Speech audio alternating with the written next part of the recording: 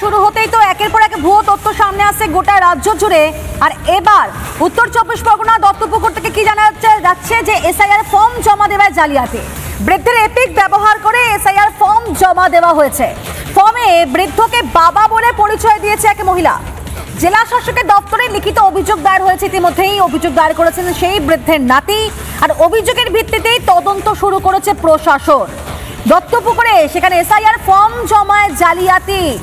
এক বৃদ্ধের এপিক ব্যবহার করে এসআইআর ফর্ম জমা পড়েছে এবং সেই ফর্মে ওই বৃদ্ধকে বাবা বলে পরিচয় দিয়েছে এক মহিলা। সেই মহিলার সঙ্গে তাদের কোনো সম্পর্ক নেই, তাদের কোনোভাবে আত্মীয় নয়। তারপরেও কোন পরিচয়ের ভিত্তিতে বা কিসের ভিত্তিতে এই কাণ্ড ঘটিয়েছে এই মহিলা, এই অভিযোগটাই করছে এই পরিবার। বৃদ্ধের এপিক ব্যবহার করে এসআইআর ফর্ম জমা, বৃদ্ধকে বাবা বলে পরিচয় দিয়েছে সেই মহিলা। জেলা শাসকের দপ্তরে লিখিত অভিযোগ দায়ের হয়েছে। অভিযোগ দায়ের করেছে বৃদ্ধের নাতি। আর অভিযোগের ভিত্তিতে তদন্ত শুরু করে দিয়েছে ইতিমধ্যে প্রশাসন। অভিযোগটা হচ্ছে মানে এই নামে হচ্ছে আমার কোনো আত্মীয় নেই, কোনো চেনা জানা নেই এনারে। এই আমার দিদা দাদুর নাম এটা প্রভা দে, মদন দে।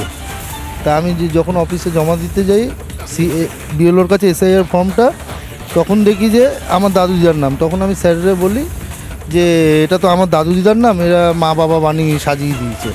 অভিযোগ করেছি যাতে এটা সুব্যবস্থা হয়।